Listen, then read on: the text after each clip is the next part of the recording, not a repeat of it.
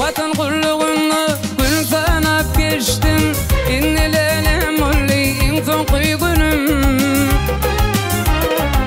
O an elimden men ülkeme açtım. Görmek niyet bilen uzunca boyum.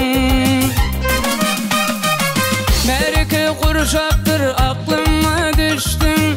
İşigine toyva şadi yanayım. Dostumdan sorak men sen hakta eştim. Kurunulup duruyorum sen durmuş toyum.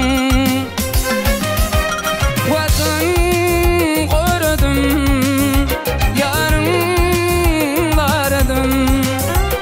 Vatan korudum, yarım vardım.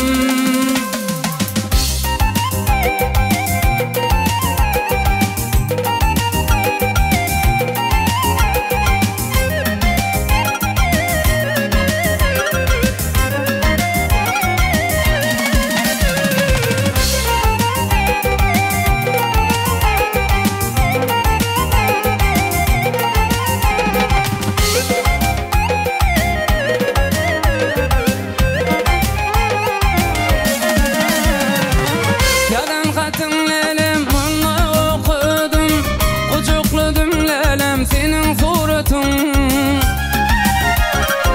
Kötü düşmanımın men önüne bardım. Yadı düştün lelem beni koradın. Nedin çekmene men kuluktum zardım. Kaytalap kaytalap göreyim dedim. Menin yaşlı uyumi mal mülkü qardım. Sen qaysı